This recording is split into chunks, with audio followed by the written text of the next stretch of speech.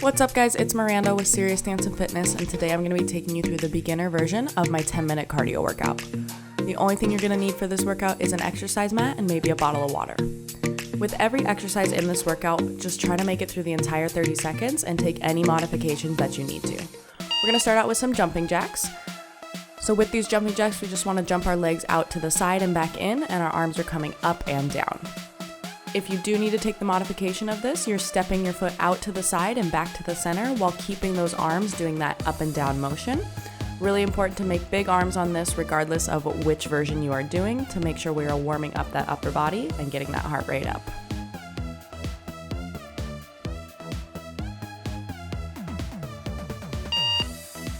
Next thing we are moving into is some inchworms. So you're going to bend down, put your hands on the ground, walk them out to a plank, and then walk your hands back to your feet to stand up.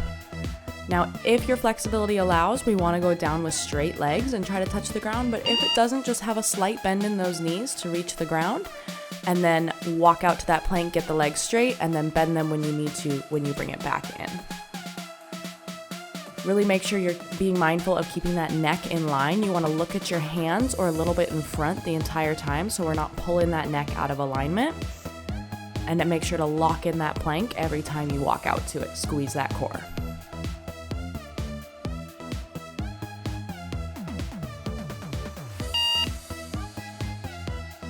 From here, we are moving into a version of jumping jacks called seal jacks. So we're doing the same out and in motion with our feet, and our arms are coming from in front of us to the side. So seal jacks are really great to stretch out that chest, and it's just a different version to switch it up from your regular jumping jack. If you want to take the modification, it is the same as a regular jumping jack where we're just stepping that foot out and back in one at a time, keeping those arms as big as possible to really stretch out that chest.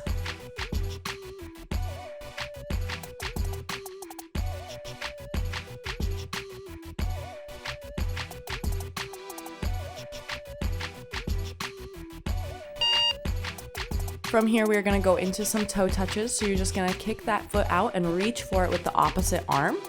And if your flexibility doesn't allow, feel free to bend that knee just a little bit. But we want to try to go for straight legs and straight arms to really move as much of our body as possible. You want to take that arm sweeping up and around to get some motion into that shoulder joint and really contract that core every time you kick up that foot, just to get a little bit of ab workout in there as well. Keep in mind that breathing, I like to exhale every time I kick up and as I contract that core.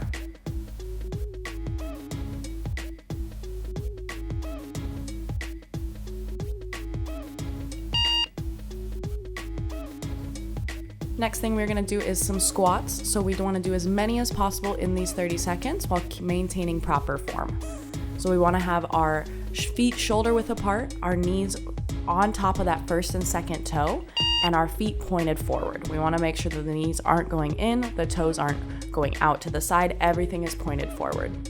And as you're squatting down, you're thinking about sitting back into a chair and you're keeping that lower back flat. We don't want to have any arch in that lower back, and we also want to keep that core engaged and keep it tight.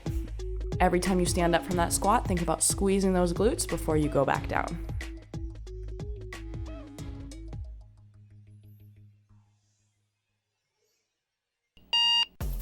From here, we're going to do some butt kickers. So we are just driving that heel up to the glute, and you can either run this or step this depending on your level.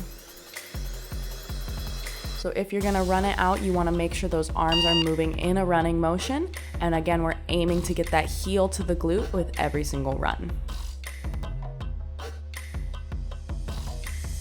If you want to step it out, just step and drive that heel, really feel that contraction in the quad as you're pulling that foot up, and still keep those arms in that running motion just to make sure the upper body is moving.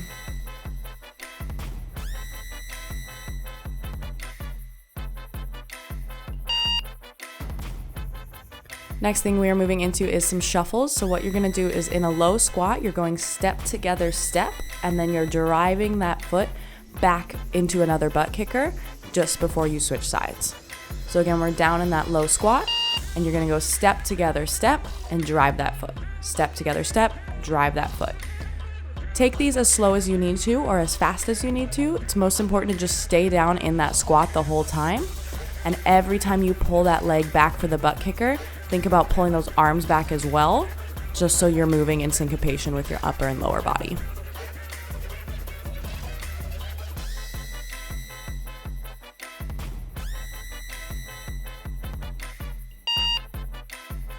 Moving down to the ground now for some downward dog to planks. So we're gonna start in our downward dog and we're gonna roll through every vertebrae in our spine to get to that plank, lock in that plank before we roll everything back into that downward dog.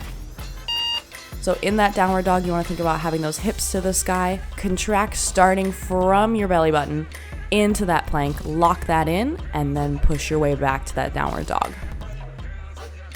Depending on your flexibility level, if you do need to bend these knees slightly, it is all good.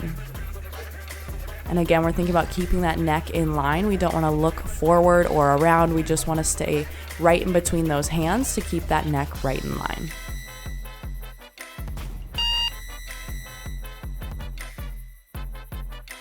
From here, we are moving into some plank taps. So we're going to be on our knees for this plank and we're reaching our hand to the opposite shoulder. You want to go as fast as you can control on these without having a sideways swinging motion in those hips. We really want to keep those hips stable. We want to keep the back flat, the glutes squeezed, so we're still in that plank position, just on the knees, and then tapping out that shoulder. If you feel comfortable enough, try to progress it to a regular plank and still tap those shoulders, but we still don't want any swing from side to side.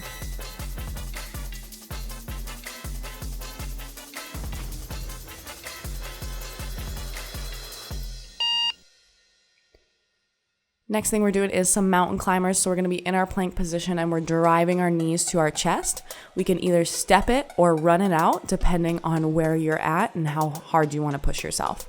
There are definitely benefits to both. If you're just stepping it out, it's good for the core because we're thinking about a contraction every time we drive that knee, and it's slow and controlled, a little bit more core on that. If you're running it out, definitely a little bit more cardio, and we still want to think about that contraction, but we also want to think about how high we're driving that knee. The higher, the better.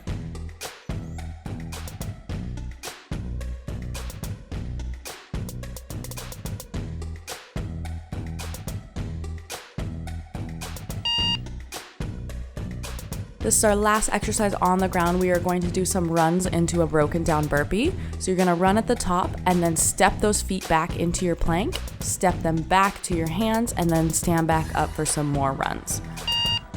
So again, you're in that plank, stepping one foot at a time up, stand up, do a few runs. I like to do about 3, and then down and step those feet back.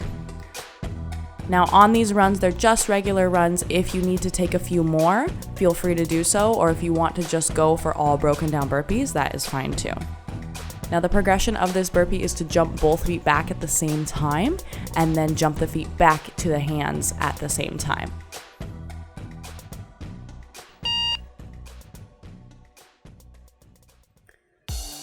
From here, we're moving into Heisman. So it's similar to our shuffles where we're going step together step, but now instead of driving back for that butt kicker, we're driving up for a high knee. So you want to go step together step and then drive and kind of squat down just a little bit on that knee drive. Every time you drive that knee, you want to contract that core and make sure that knee is driving as high as it can. You want to go for speed and for space on this one. So travel as far as your space allows you to and go from side to side, really try to get far.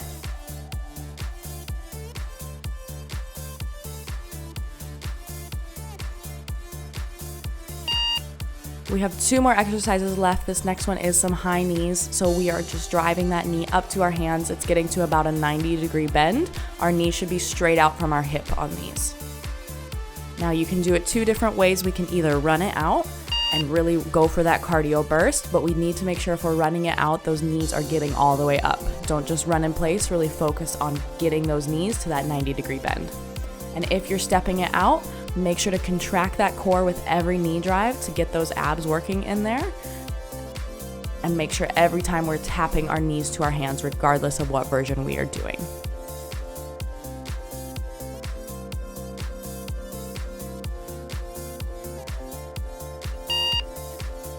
Last exercise we have is some fast feet, so we're just going to be moving our feet as fast as we can from side to side.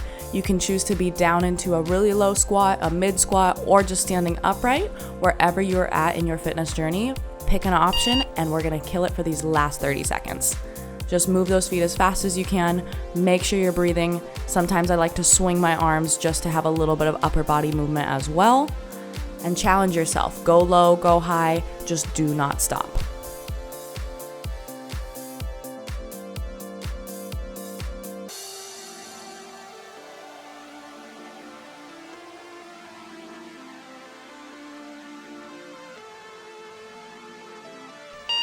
And you are done. Let's go ahead and take it out for a quick stretch. Go ahead and look up to the sky, fold it down into that forward fold, stretch out those hamstrings.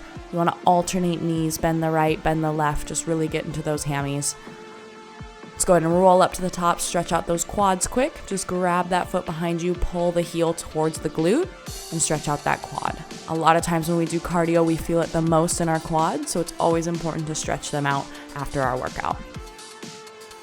If you enjoyed this workout, don't forget to like and subscribe to my page, and also follow me on Instagram and Facebook at serious.danceandfitness for nutrition advice and workout tips. Always remember to stay hydrated and eat right.